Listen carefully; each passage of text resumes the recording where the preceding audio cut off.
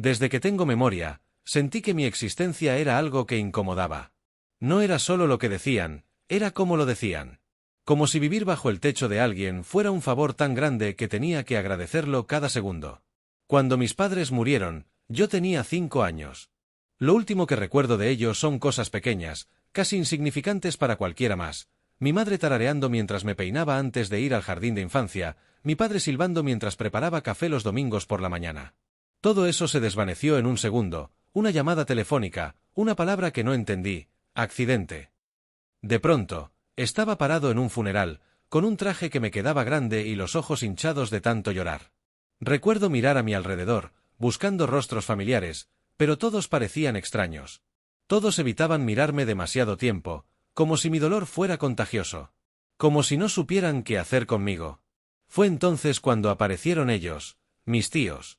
El hermano mayor de mi madre, su esposa, y su hija de 12 años, mi prima Carolina. En ese momento, pensé que estaba a salvo. No entendía que lo que estaba comenzando no era un nuevo hogar, sino una larga etapa de sobrevivencia. Al principio, intentaron fingir. Me sonreían, me hablaban con una dulzura forzada. Pero no pasó mucho antes de que se cayeran las máscaras. Me instalaron en una habitación que antes usaban como trastero.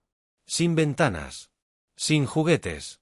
Solo una cama de colchón delgado y una lámpara vieja que parpadeaba cuando llovía. Los primeros años los recuerdo en imágenes sueltas, el eco de un portazo cuando pedía algo, las risas apagadas desde el comedor donde yo no estaba invitado, los gritos entre ellos cuando pensaban que yo dormía. No es nuestro hijo. No puedo con esto. Nos arruinó los planes. Es solo una carga.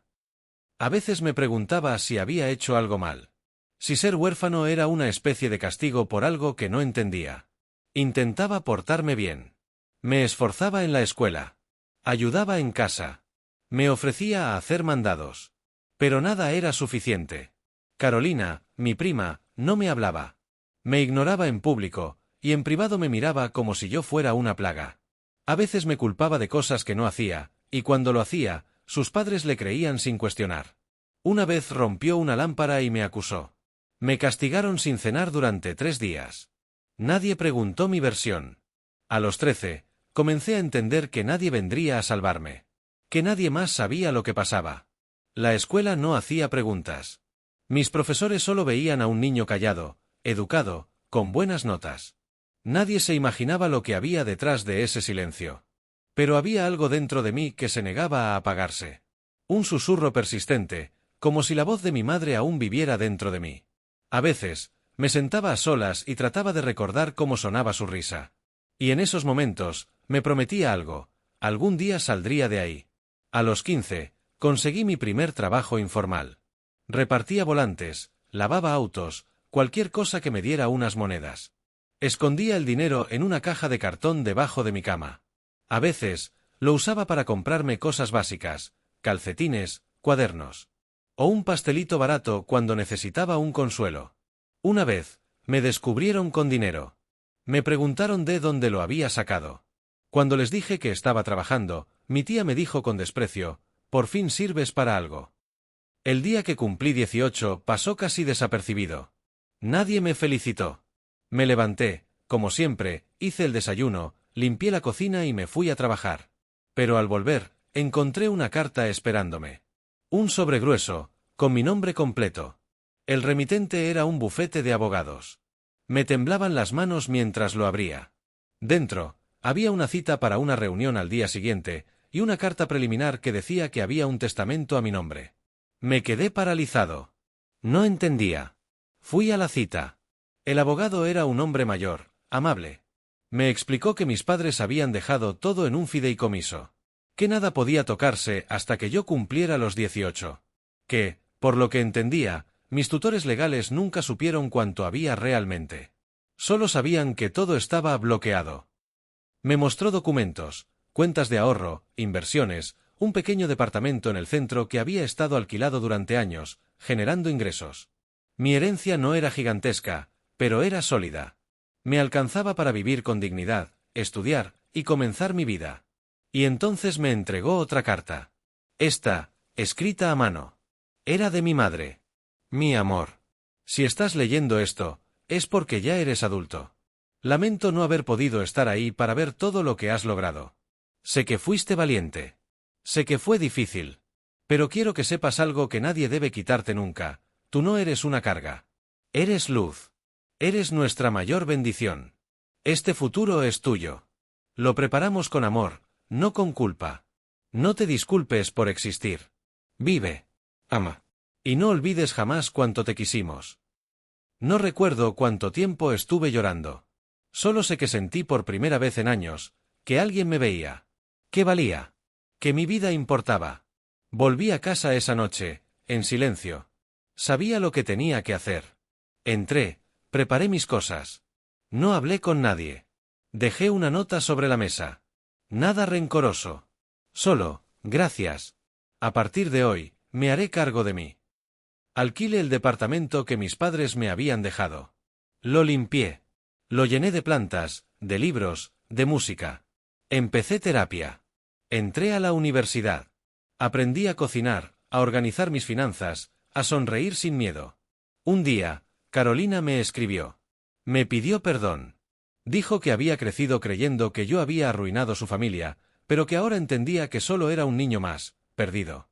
Le respondí con honestidad, pero sin odio. A veces hablamos. Poco, pero sin rencor. Mi historia no es perfecta. No tuve una infancia feliz. Pero tuve algo más fuerte, esperanza. Y ahora tengo algo aún más valioso, paz. Me gritaron que era una carga. Pero la herencia.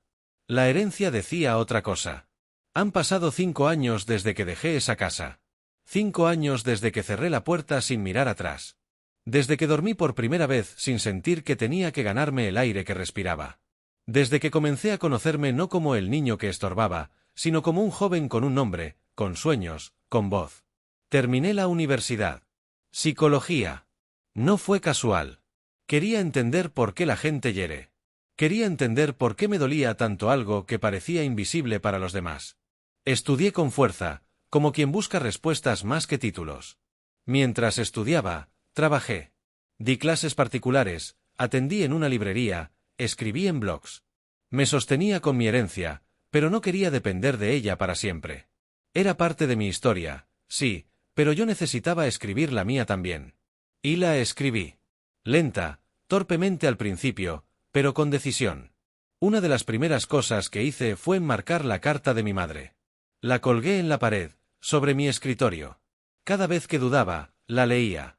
Me repetía esa línea: no te disculpes por existir. Vive. Vivir, entonces, se volvió mi meta más seria. Fui a terapia. No fue fácil. Había cosas dentro de mí que estaban dormidas pero no muertas. El miedo a molestar, el reflejo de pedir permiso para sentir, esa sensación constante de no ser suficiente. Pero fui trabajando en ellas. Con el tiempo, me fui sintiendo más ligero. Como si me quitara piedras que llevaba años cargando. Conocí gente nueva. Algunos se quedaron, otros se fueron. Tuve una relación que no funcionó, pero me dejó lecciones. Tuve amigos que se volvieron familia. Descubrí que podía reír sin miedo a molestar. Que podía llorar sin que fuera una vergüenza. Que podía pedir ayuda, y que me la dieran sin condiciones. Y entonces, un día, sin buscarlo, el pasado regresó. Fue una mañana cualquiera. Estaba saliendo de una sesión grupal que daba en un centro comunitario, ayudaba a jóvenes en situación vulnerable, cuando recibí una llamada desconocida. No contesté. Minutos después, un mensaje: necesitamos hablar. Es urgente. Somos tus tíos. Mi cuerpo se congeló. Era como si el aire cambiara de temperatura. No respondí de inmediato. Me senté en un banco, respiré hondo. Pasaron casi 10 minutos antes de abrir el siguiente mensaje. Decía que estaban en problemas económicos. Que habían perdido el negocio familiar. Que Carolina estaba en el extranjero y que ellos no sabían a quién acudir. Que se habían enterado de que yo tenía una herencia y que tal vez podía ayudarlos. No supe qué sentir. Me quedé mirando la pantalla del celular largo rato. Leyendo y releyendo las palabras. Me sentí dividido. Una parte de mí quería ignorarlos. Otra, más silenciosa, más madura quizás, solo quería entender. Les respondí 2 días después. Les dije que podíamos hablar, pero en un lugar neutral.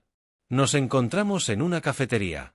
Llegaron con rostros cansados, envejecidos. No sabían cómo mirarme. Me di cuenta de algo en ese momento: ellos también cargaban sus propias sombras. No fue una conversación cómoda, ni cálida, pero fue honesta. Me pidieron ayuda económica. Me contaron sobre las deudas, el negocio perdido, la hipoteca. Y cuando terminaron de hablar, se quedaron en silencio, esperando, como si la culpa no les permitiera pedirme más claramente. Yo respiré. No respondí de inmediato. Les dije que entendía su situación, pero que también entendía algo más. Durante años, me hicieron sentir como un error. Mi tía bajó la mirada. Mi tío se quedó quieto. Les dije que no guardaba odio, pero que tampoco debía nada. Que lo que tenía no era una deuda con ellos, sino un regalo de quienes me amaron de verdad. No fue venganza. Fue claridad. Y sin embargo, les ofrecí algo. Les di el contacto de un centro de apoyo legal y social. Les ofrecí acompañarlos a buscar ayuda institucional. Les dije que, si ellos realmente querían salir adelante, tendrían que hacerlo sin herencias que no les correspondían. Pero si podían contar con una mano extendida, no por obligación, sino por humanidad. Se fueron en silencio. No supe si me odiaron o me agradecieron. Pero dormí tranquilo esa noche. Hoy, sigo mi vida. Dirijo una pequeña organización que ayuda a niños y adolescentes sin familia. Les damos educación, apoyo psicológico, talleres. Y lo más importante, les recordamos que no son una carga. A veces, cuando me siento en mi oficina y escucho las risas de los chicos en el patio, vuelvo a pensar en aquella frase que me persiguió tanto tiempo. Me gritaron que era una carga. Pero hoy, soy quien levanta a otros. Y la herencia, esa que un día me salvó, ya no es solo dinero o propiedades.